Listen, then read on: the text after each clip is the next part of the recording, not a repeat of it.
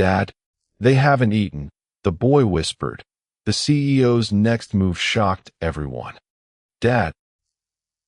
Ethan's voice was barely louder than the soft jazz drifting through the restaurant. They haven't eaten.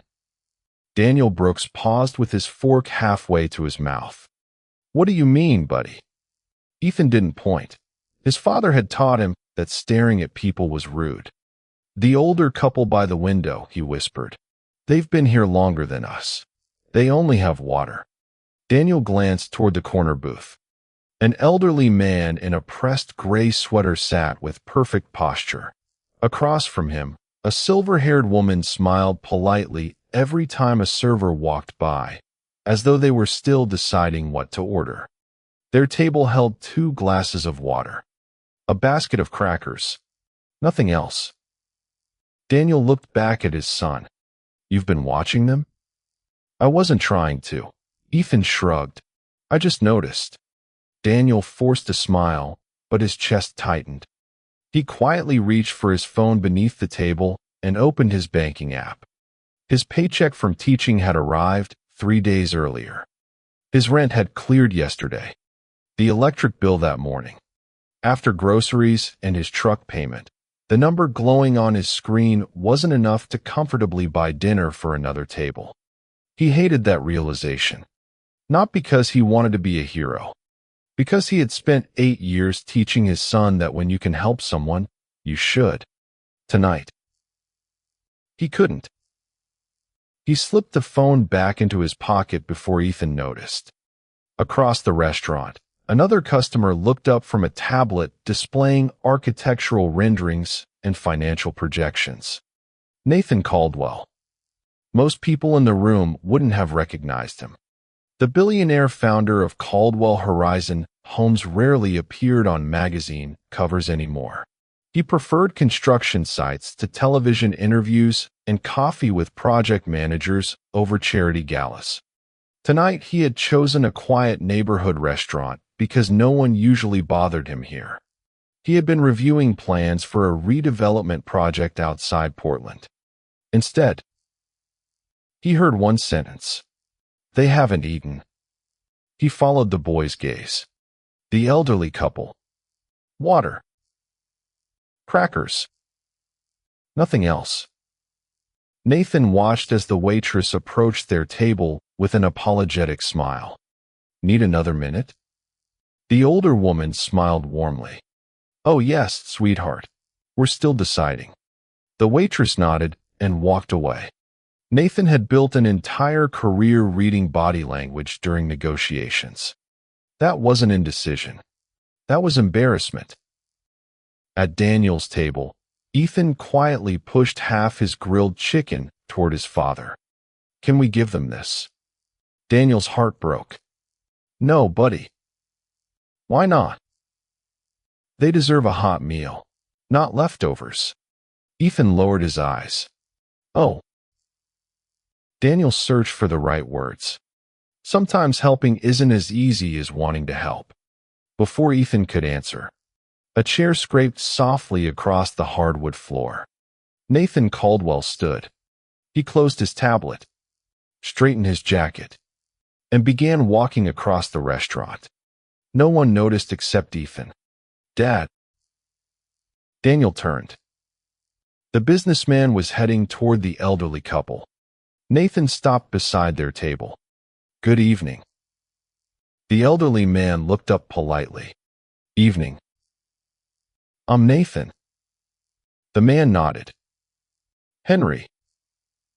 Nathan smiled gently. I couldn't help noticing you haven't ordered dinner. Margaret looked embarrassed. We're fine. Nathan shook his head. I'd like to buy your meal. Henry answered before his wife could speak. No. Nathan blinked. I'm sorry. We appreciate the thought. But no. It isn't charity, Nathan replied. Think of it as one neighbor buying dinner for another. Henry smiled. A tired smile. You seem like a decent man. But we've accepted enough losses already. Nathan frowned. I'm not sure I understand. You don't need to. There was no anger in Henry's voice, only exhaustion. Nathan hesitated. I insist. Henry slowly folded his napkin, then looked Nathan directly in the eyes. You've already taken enough from us. Silence. Nathan stared. I've what? Margaret gently touched her husband's hand. Henry. He sighed. It's all right. He looked back toward Nathan. You probably don't recognize us. Nathan searched both faces. Nothing. I'm sorry. I don't. Henry nodded. I figured. Nathan stood frozen for another moment before quietly walking to the register. Sofia Ramirez, the restaurant owner, looked up. Everything all right? I'd like to pay for the couple by the window. Sofia glanced toward Henry. They won't like that. I know. They've refused help from everyone. Nathan pulled out his card. Please. Sofia hesitated before accepting it. You should know. Nathan looked at her. They're proud people. They weren't always struggling. What happened? Sofia immediately regretted saying anything. I've already said too much. Nathan waited. She shook her head. It isn't my story. Nathan didn't press. The payment went through. As he turned back toward the dining room, he noticed Daniel and Ethan preparing to leave. Ethan looked disappointed. Nathan smiled. You noticed them first. The little boy shrugged. I just didn't want them to be hungry. Nathan crouched until they were eye level. What's your name? Ethan. You've got good eyes, Ethan. The boy looked confused. For what? For seeing people. Daniel smiled politely. Thank you for helping them. Nathan shook his head. I have a feeling dinner isn't what they really need. Daniel followed Nathan's gaze toward Henry and Margaret. Neither of them had touched the complimentary crackers. They simply sat together, quietly talking as though pretending everything was normal. Daniel extended his hand. I'm Daniel. Nathan. Their handshake was brief. Neither man realized this chance meeting would change both of their lives. Outside, Daniel and Ethan climbed into an aging pickup truck that rattled slightly when it started. Nathan watched them drive away. Something about that boy lingered in his mind. Most adults walked into restaurants seeing menus. That child walked in seeing people. Nathan returned to his booth, but couldn't concentrate on the acquisition proposal waiting on his tablet. The projected profit margin, construction phases, investor forecasts. They suddenly felt strangely distant. He looked again toward Henry. The elderly man was slowly putting on his coat. Margaret stood beside him. Sofia quietly slipped an envelope onto their table. Henry frowned. What is this? Your bill has been taken care of. Henry immediately knew. He looked across the room. Nathan gave him a small nod. Henry picked up the envelope, walked across the restaurant, and placed it back on Nathan's table. I told you. Nathan started. It's already paid. Henry nodded. I know. He slid the envelope closer. We're not refusing because we're proud. Nathan looked up. Then why? Henry's eyes held years of quiet disappointment. Because every free meal reminds us of the home we lost. Nathan felt a chill. What happened to your home? Henry studied him for several long seconds. Finally, he spoke. Ask Caldwell Horizon. Nathan frowned. Why would I ask them? Henry's expression changed. Confusion replaced disappointment. You don't work for them? Nathan answered honestly. I own it. For the first time all evening, Henry's face went completely still. Margaret closed her eyes. Neither of them spoke. Nathan suddenly realized this wasn't a coincidence. Whatever had happened, his company was somehow at the center of it. And judging by the silence that followed, the truth was going to be far worse than he could imagine. Nathan sat in his SUV long after the restaurant lights dimmed behind him. The words echoed louder than the engine. Ask Caldwell Horizon. He had spent 30 years building a company that advertised one promise above all else: building communities that last. Yet an elderly man had looked him in the eye as if those same communities had destroyed his life. Nathan reached for his phone. "Rachel," he said when his executive assistant answered. "Sorry to call this late. You never apologize for working, Nathan. I need every file connected to the Juniper Ridge redevelopment project." There was a pause. "Tonight. Before sunrise. I'll have them.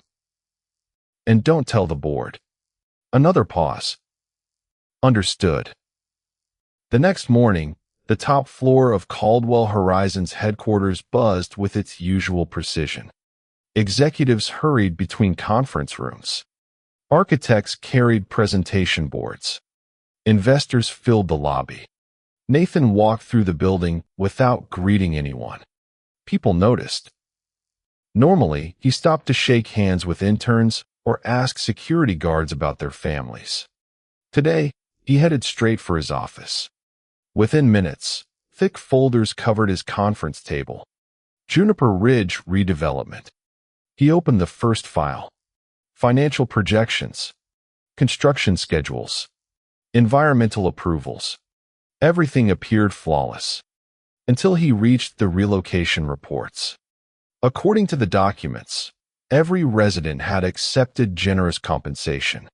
Every family had been offered multiple housing options. Every relocation had been described as mutually beneficial. Nathan frowned. The Henry Lawson he met last night would never have described losing his home that way. He pressed the intercom. "Send Marcus Ellis to my office." 10 minutes later, Marcus entered carrying a notebook. The former Army combat medic had worked beside Nathan for almost 15 years. He wasn't the smartest executive in the company. He was the most honest. "You wanted me?" Nathan slid a folder across the table. "Tell me what you know about Juniper Ridge." Marcus didn't answer immediately. Instead, he asked, "Why?" Nathan held his gaze. "I met someone last night." Marcus slowly sat down. "What did they tell you?" "Nothing. They told me almost nothing. But whatever happened." Nathan tapped the folder. "Doesn't match what's written here." Marcus leaned back. "I was wondering when you'd ask." Nathan looked up sharply. "You already had concerns?" Marcus nodded. "I tried raising questions last year." "What kind of questions?" The relocation numbers looked too perfect. Nathan's expression hardened. "Meaning?" "No project involving hundreds of families goes perfectly. There are always appeals, complaints, negotiations." These files read like everyone smiled, signed paperwork, and left. Nathan slowly closed the folder. "And you believed that was impossible?" "I believed it deserved another look." "What happened?" Marcus hesitated. "The legal department said everything complied with state law." "So you dropped it?" "I was told you had personally approved the strategy." Nathan stared. "I never saw these reports." Marcus blinked. "What?" "I've never opened this file before today." Silence filled the room. Nathan flipped to the approval page. There it was. His signature. Clean. Perfect. Dated 11 months earlier. He looked at Marcus. "I didn't sign this." Marcus walked closer. "It looks authentic." Nathan knew why. Every executive approval package contained a digital authorization. He trusted senior leadership to route documents requiring his review.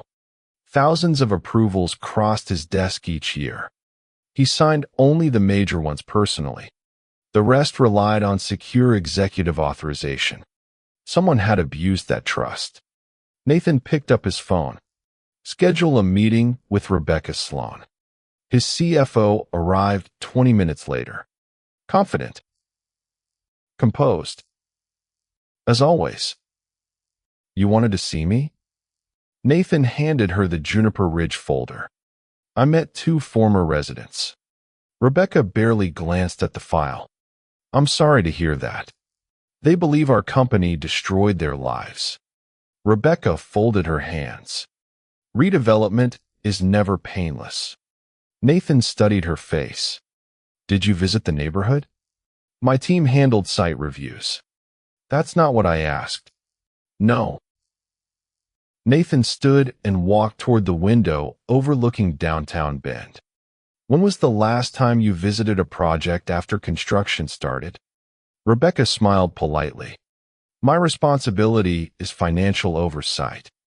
Nathan turned. Exactly. And mine.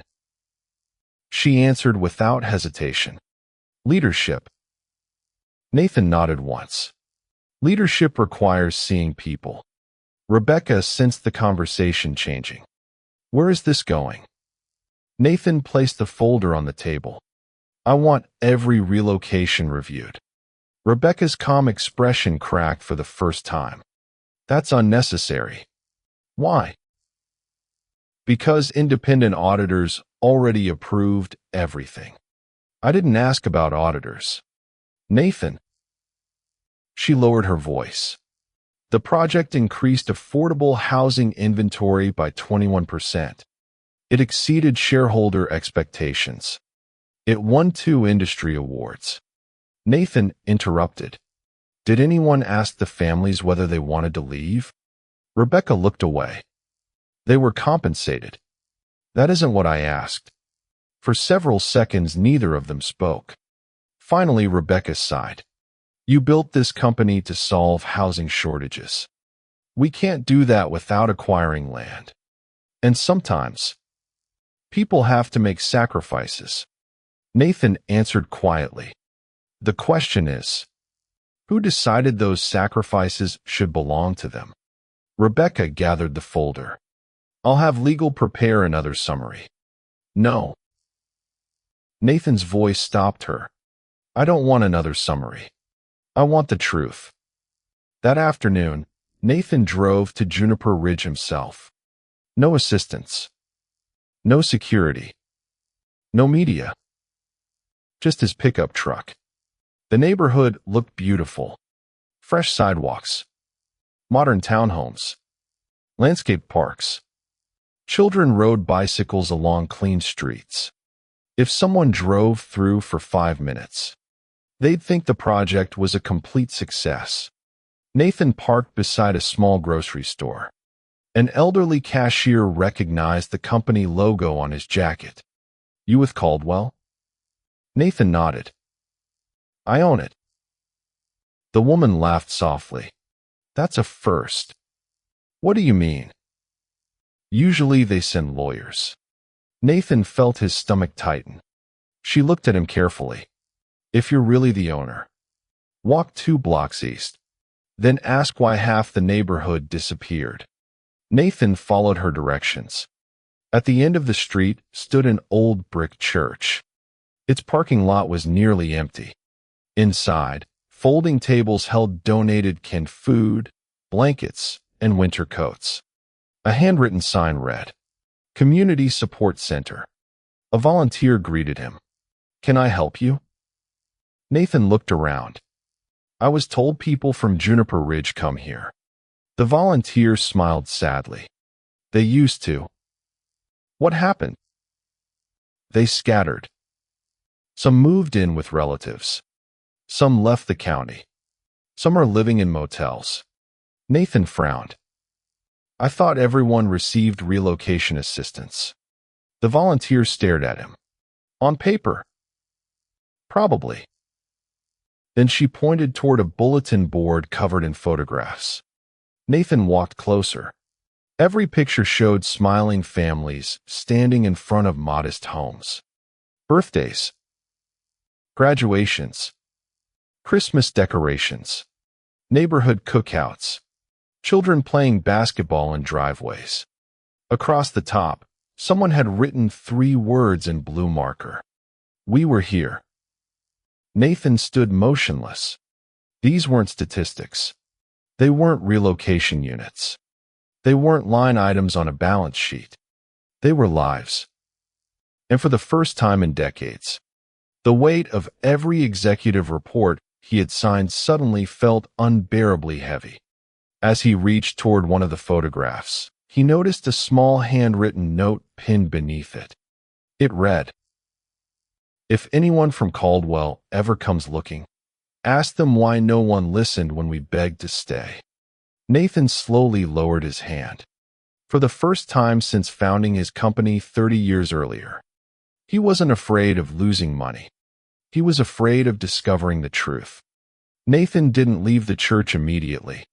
He stood in front of the bulletin board, reading every handwritten note.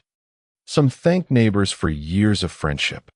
Some listed forwarding addresses that had long since been crossed out. Others contained nothing but first names and phone numbers, as if people hoped one day someone would call and tell them they could come home.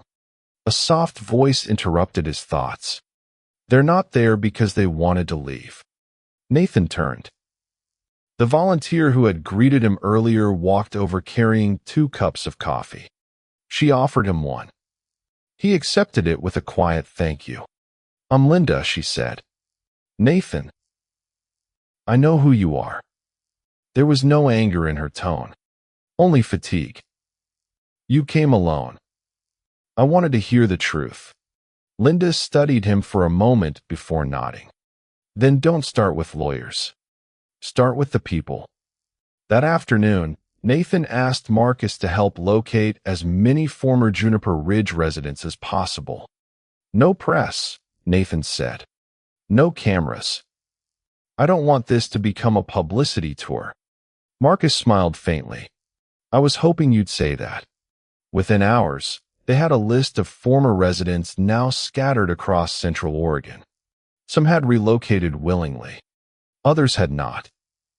The stories were rarely identical, but one pattern kept appearing. People hadn't objected to redevelopment. They objected to having no real voice in it. Meetings had been rushed. Questions had gone unanswered. Promises had been made verbally, but never appeared in writing. Everything had been legal. Very little had felt fair. That evening, Nathan returned to the restaurant. Henry and Margaret were there again. This time, they had ordered a single bowl of soup and were quietly sharing it. Nathan approached slowly. "May I sit down?" Henry looked at Margaret. She gave a slight nod. Nathan took the empty chair. "I spent today visiting Juniper Ridge." Henry remained silent. "I saw the church." Still nothing. "I spoke with former residents." Finally, Henry asked, "Did you believe them?" Nathan answered without hesitation, "Yes." For the first time since their meeting, Henry's expression softened. Only slightly. "I owe you an apology," Nathan said. Henry shook his head. "Not yet." Nathan frowned. "You don't even know what I was going to say." "I know exactly what you were going to say." Henry folded his hands. "You're sorry people got hurt." Nathan nodded. "I am." Henry continued. "But that's different from understanding how they got hurt." Nathan didn't argue. Because Henry was right. Margaret reached into her purse and removed an old envelope. Its edges had yellowed with age. She carefully placed it on the table. "I think it's time." Nathan looked at Henry. Henry pushed the envelope toward him. "Open it." Inside was a faded newspaper clipping. The headline read, "Local builder saves first housing project." The photograph showed a much younger Nathan, standing beside unfinished homes, covered in dust. smiling the smile of someone who still couldn't believe his dream was becoming real. Nathan stared at the image. I remember this day. Henry nodded. I figured. Nathan looked back inside the envelope. There was another document. A land transfer agreement. Signed 30 years earlier. One signature belonged to Henry Lawson. Nathan's heartbeat slowed. No. Henry didn't answer. Nathan looked again. The legal description. The parcel number. The date. It was the final piece of land his first development had needed. Without it, his company would never have existed. Nathan looked up slowly. It was you. Henry smiled sadly. You finally remember. Nathan's eyes filled. I never knew your name. You weren't supposed to. Henry leaned back in his chair. Another developer offered almost twice as much. Nathan listened in silence. But I watched you walking around the property with a notebook. You weren't measuring profits. You were measuring where children could play. Nathan swallowed hard. I believed you. Margaret reached across the table and squeezed Henry's hand. So we sold the land to you. Nathan whispered. Why? Henry smiled. Because every town needs someone willing to build homes instead of trophies. Nathan lowered his eyes. And 30 years later, Henry finished the sentence for him. Your company forgot the difference. The words landed harder than any accusation Nathan had ever heard. That night, Nathan drove home through the quiet streets of Bend. He didn't turn on the radio. He didn't answer his phone. He replayed every major decision of the past decade. At what point had he stopped visiting neighborhoods before approving projects? At what point had reports become more real than people?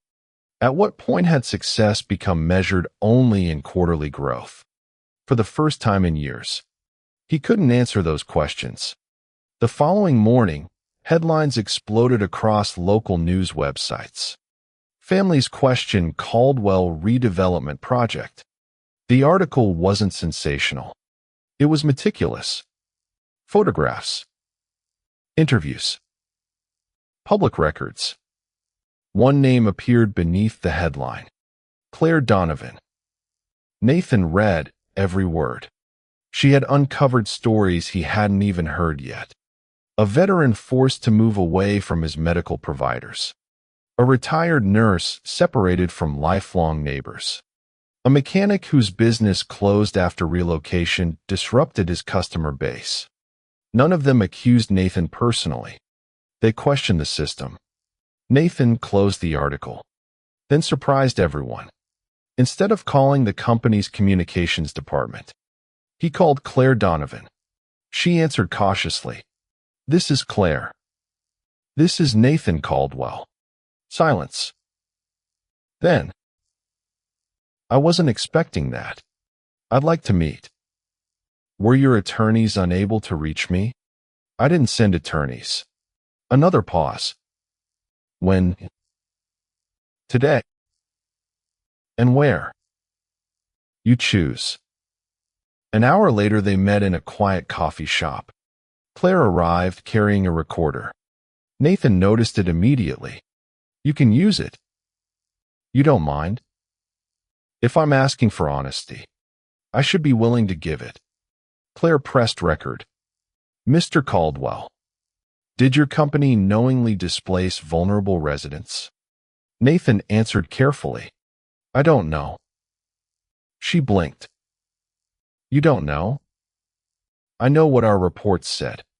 And now, I've started asking whether those reports were enough. Claire lowered her pen. That wasn't the response she'd expected. Meanwhile, inside Caldwell Horizon headquarters, Rebecca Sloan watched the interview through the cafe window from a parked car across the street. She wasn't alone. Two board members sat beside her. One finally spoke. If Nathan keeps talking like this, investors are going to panic.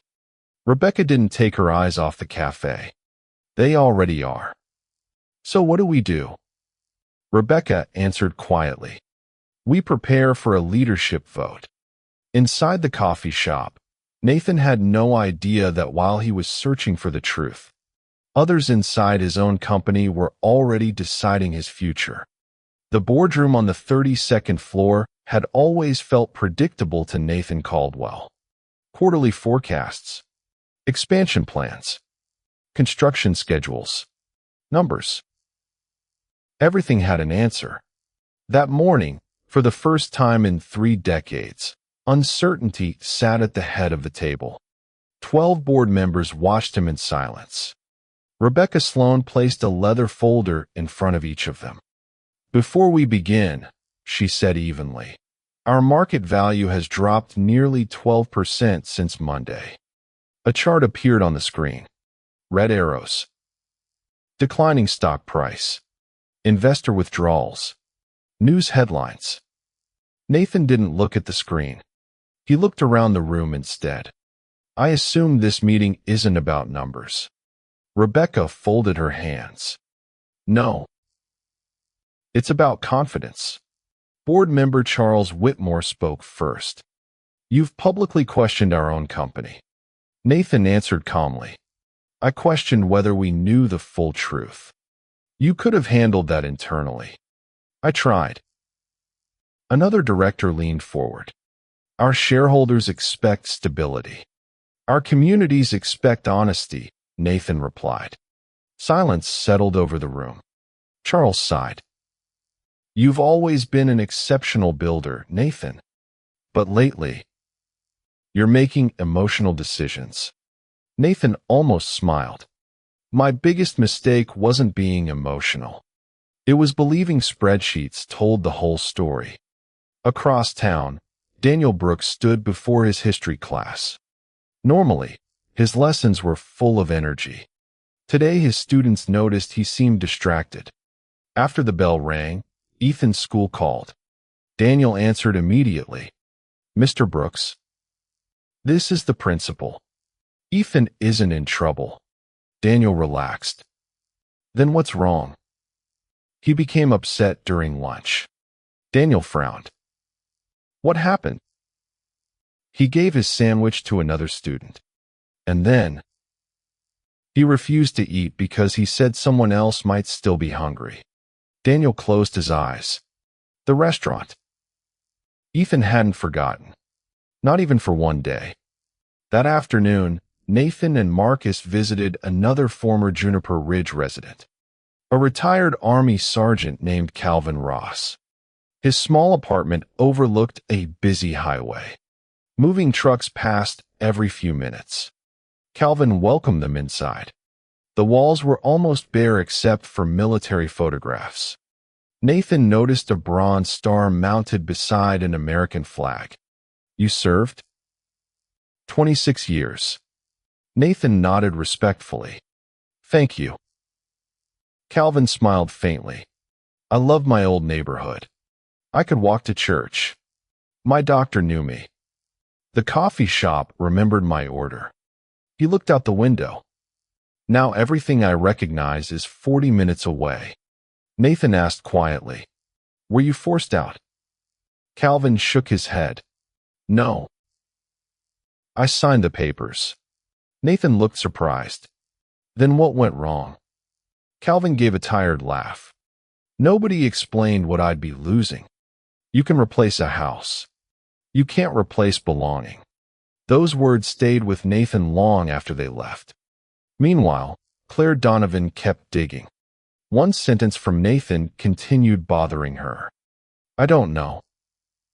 Powerful executives rarely admitted uncertainty. She requested thousands of pages of public records. One approval chain caught her attention.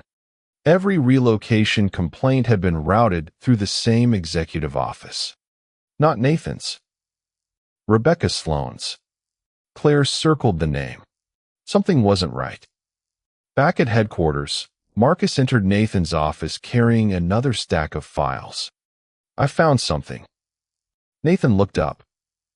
Marcus spread several internal emails across the desk. Most were ordinary. One wasn't. An email from nearly a year earlier read, "Community concerns should remain within legal review. Escalation to executive leadership is unnecessary unless litigation is expected. No signature. Only initials. RS." Nathan stared at the page. "Rebecca." Marcus nodded slowly. "It appears community complaints stopped before reaching your office." Nathan sat back in silence. For years, he trusted his executives to bring him the truth. Now he wondered how much truth had been filtered before it ever reached him. That evening, Daniel received an unexpected call from the school district. His principal sounded uncomfortable. "Daniel, I'm afraid we've received several complaints." "About what?" "Your public comments supporting Mr. Caldwell." Daniel frowned. "I spoke as a private citizen." "I know. But some parents believe teachers should avoid involvement in ongoing business controversies." Daniel understood immediately. Someone wanted him quiet. He thanked the principal and ended the call. Ethan looked up from the kitchen table. "Everything okay?" Daniel forced a smile. "It will be." But he wasn't sure he believed it. The following morning, Nathan called an all-executive meeting. More than 60 senior leaders filled the auditorium. No presentation appeared behind him. No financial charts. No quarterly goals. Nathan simply walked to the microphone.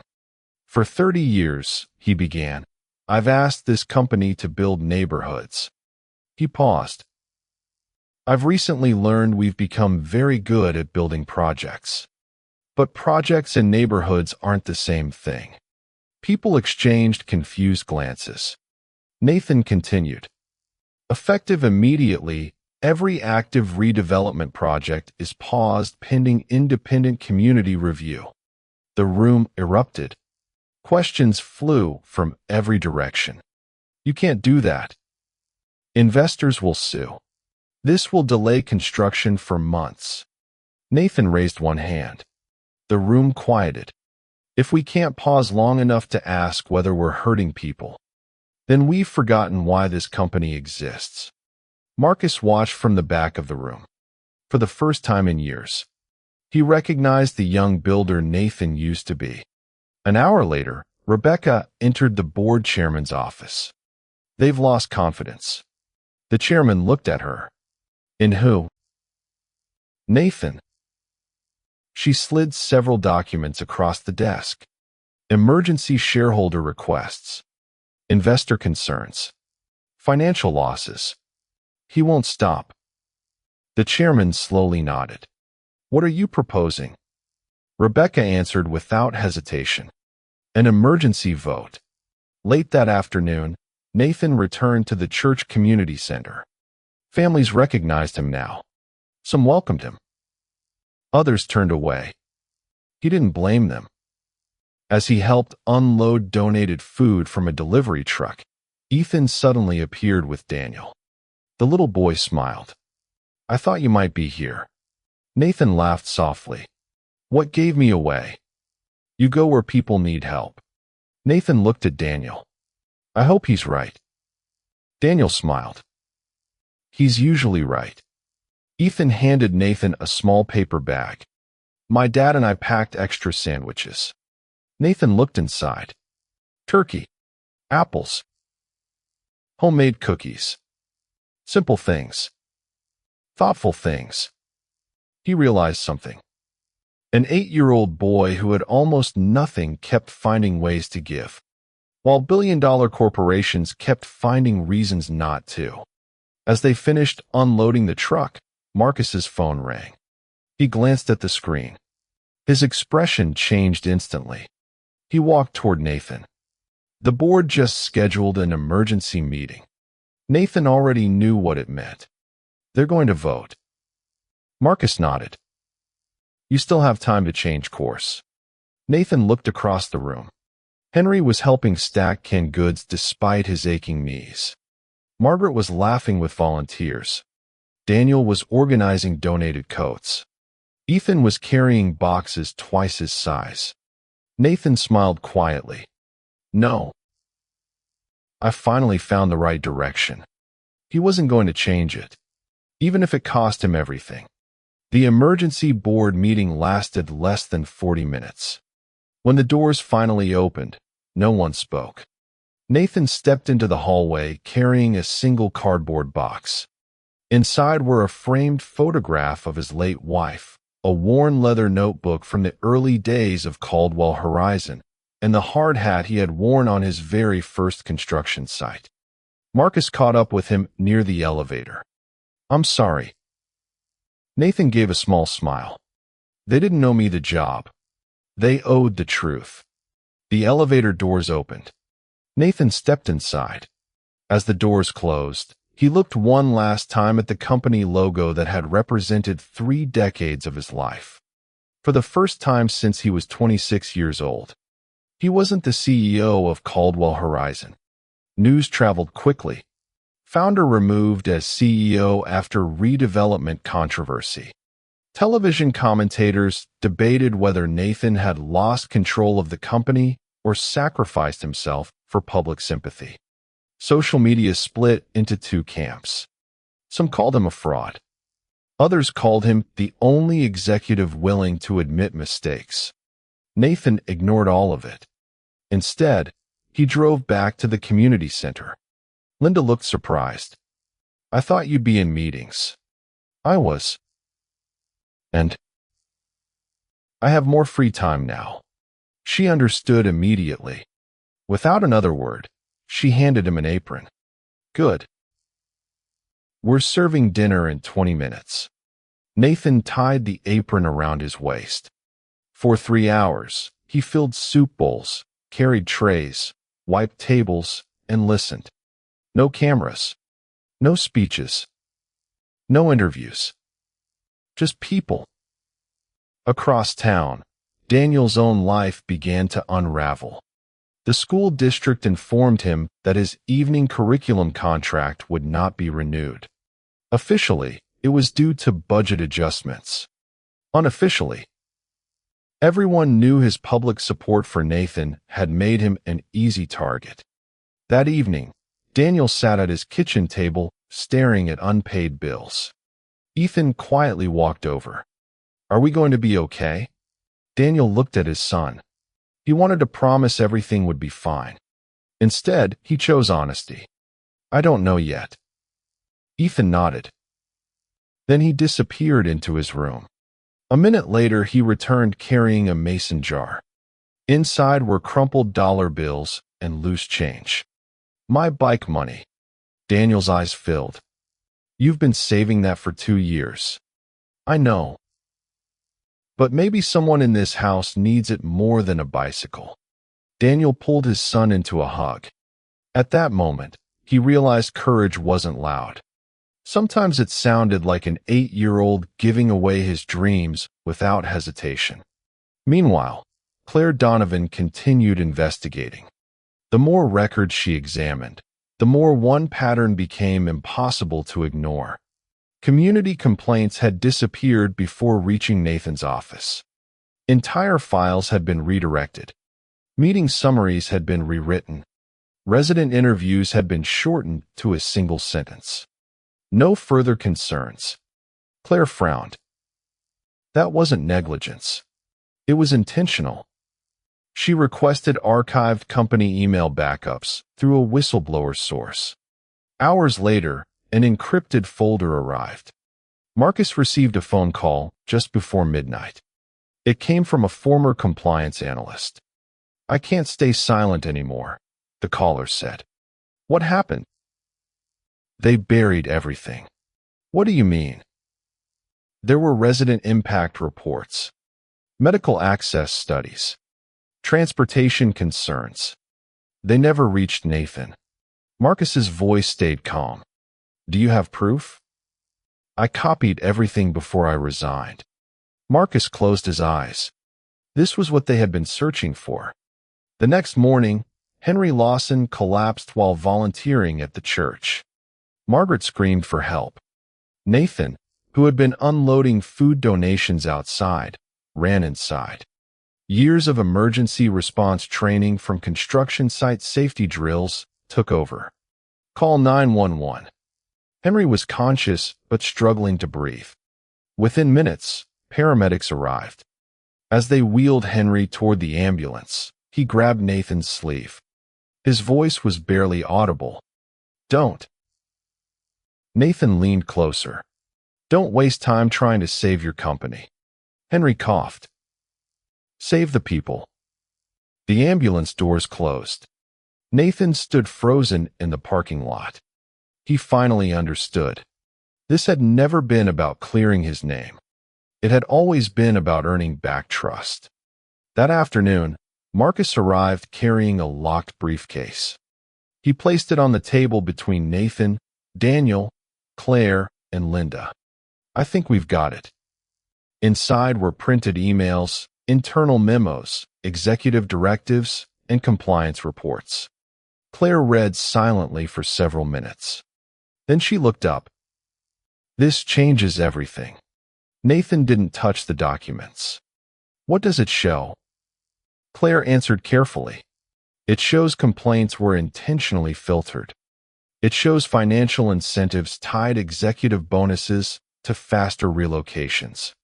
It shows community meetings were shortened to meet construction deadlines." Daniel asked the question everyone was thinking. Did Nathan know?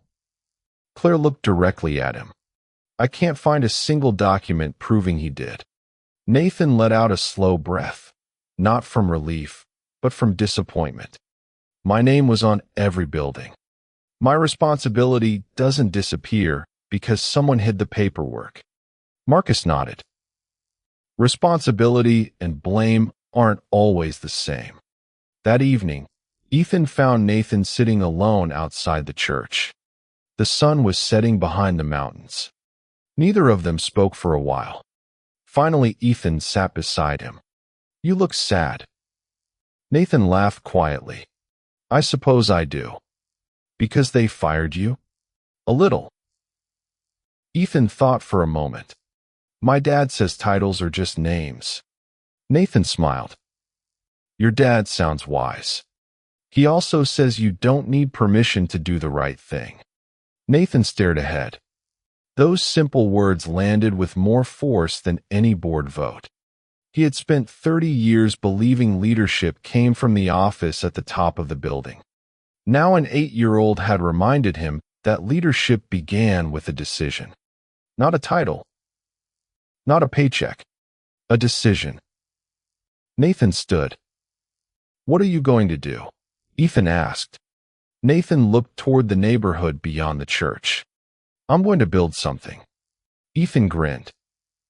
"A building?" Nathan smiled back. "No. A better way." As the first stars appeared overhead, Nathan called Marcus. "Gather everyone who still believes communities matter." Marcus didn't hesitate. "How many?" Nathan looked at the lights coming on across the town. "As many as it takes." Neither man realized that within 24 hours, former employees, local investors, veterans, nonprofit leaders, and small business owners would begin joining forces, not to save a corporation, but to build something far more powerful. By sunrise, the fellowship hall beneath the old brick church no longer looked like a food pantry. It looked like the beginning of something impossible. Architects unrolled blueprints across folding tables. Retired contractors compared zoning maps. Veterans who had once led platoons now organized volunteer teams with quiet efficiency. Local bankers arrived carrying laptops instead of donation envelopes. No one had been promised a paycheck. They had simply answered one question Nathan asked the night before. If we had the chance to build this community the right way, would you help? Every person in the room had said yes. Marcus stepped to the front of the room. We've got construction firms willing to donate equipment. Linda raised a hand. The food bank network can coordinate temporary housing. Daniel looked around. I know teachers who will volunteer after school. Families are going to need tutoring, childcare, normal life. Nathan listened without interrupting. For the first time in months, people weren't arguing about profit margins. They were solving problems together. Then Claire's phone buzzed. She looked at the screen, then at Nathan. You need to see this. She turned the phone around. The headline had just gone live. Internal emails reveal executives suppressed community complaints. Beneath it were scanned copies of the documents Marcus had uncovered. Every email, every directive, every altered report. The evidence was undeniable. Less than an hour later, financial news networks interrupted their regular programming. Investors demanded an emergency review. Regulators announced an inquiry. Board members who had confidently defended the redevelopment strategy only days earlier suddenly refused interviews. Rebecca Sloan watched the coverage from her office. Her phone rang nonstop. She ignored every call. She knew the story had changed. The documents didn't prove Nathan had been perfect. They proved something far more important. He had been kept in the dark by people who valued speed over integrity. By afternoon, the Caldwell Horizon board called another emergency meeting. This time, Nathan wasn't sitting at the table. He was helping unload lumber for a temporary wheelchair ramp outside Henry and Margaret's rental duplex. Marcus's phone rang. It's the chairman. Nathan wiped sawdust from his hands. Put him on speaker. The chairman's voice sounded older than Nathan remembered. We've completed our review. Nathan said nothing. The board unanimously requests that you return as CEO immediately. Around him, the volunteers stopped working. Everyone waited. Nathan looked at the unfinished ramp, then at Daniel helping Henry carefully step outside for fresh air after returning from the hospital. Finally, he answered, I appreciate the offer. The chairman sounded relieved. So you'll return? Nathan smiled. No. Silence. You've got the wrong person if you're looking for the man who signs papers without seeing people. The chairman cleared his throat. What do you want? Nathan answered without hesitation. I want permanent community oversight on every redevelopment project. I want resident advisory councils. I want executive bonuses tied to neighborhood outcomes, not just financial performance. I want independent ethics audits. And I want displaced residents to own part of the communities they helped build. Another long silence. Finally, we'll approve it. Nathan looked surprised. You will. We've spent 2 days watching this company lose something far more valuable than money. The chairman paused. We'd like to earn it back. 3 months later, bulldozers returned to Juniper Ridge. But this time, they weren't tearing homes down. They were building alongside the people who lived there. Former residents sat in planning meetings. Veterans helped design accessible housing. Teachers requested safe walking paths for children. Small business owners chose locations for neighborhood shops. For the first time, every major decision began with one question. How will this affect the families? Henry slowly regained his strength. One afternoon, he walked through the construction site beside Nathan. Children laughed nearby as volunteers planted young maple trees. Henry smiled. You know, I never wanted revenge. Nathan nodded. I know. I just wanted someone to listen. Nathan stopped walking. I'm sorry it took me this long. Henry looked at the homes rising around them. It didn't. Nathan frowned. Henry chuckled softly. It took one little boy. Months later, the new neighborhood was finished. It wasn't the largest development Caldwell Horizon had ever built. It wasn't the most profitable, but it quickly became the model every future project would follow. Families who had once been displaced now owned shares in the community trust. Property values remained stable without forcing long-time residents out. Local businesses returned. The church food pantry gradually became unnecessary, not because people stopped caring, but because fewer families needed emergency help. The ribbon-cutting ceremony drew hundreds of people. Reporters expected Nathan to stand at the podium. Instead, he remained near the back of the crowd. The mayor searched for him. "Mr. Caldwell, everyone wants you on stage." Nathan smiled. "Today isn't about me." The mayor looked confused. "Then who?" Nathan pointed toward Ethan. Now 9 years old, the boy stood beside his father, holding a small American flag someone had handed him. The mayor invited Ethan to help cut the ribbon. The boy looked startled. "Me?" "You started something important," the mayor said. Ethan looked at his dad. Daniel nodded. "It's okay." With trembling hands, Ethan helped cut the ribbon. The crowd applauded. Nathan clapped the hardest. After the ceremony, people gathered near the entrance to the neighborhood. A cloth covered a small bronze plaque. The mayor smiled. "We'd like Mr. Caldwell to unveil it." Nathan shook his head. "I think Henry should." Henry slowly stepped forward with Margaret beside him. Together, they pulled away the cloth. Nathan expected to see the community named after Henry, or perhaps after the company. Instead, the plaque simply read, "Because one child chose to notice. May every community be built with compassion before concrete." Ethan read the words quietly. He looked up at his father. "I didn't do anything special." Daniel rested a hand on his shoulder. "You noticed." Most people were too busy. Nathan felt tears well in his eyes. For decades, he had believed leadership began in boardrooms, contracts, and billion-dollar decisions. But the greatest change his company had ever experienced had started with 5 quiet words spoken by a little boy over dinner. "Dad, they haven't eaten." Years later, visitors often asked how the neighborhood had become a national example of ethical development. Some expected a story about business strategy. Others expected a story about politics. Instead, longtime residents would simply smile and point toward the small bronze plaque at the entrance.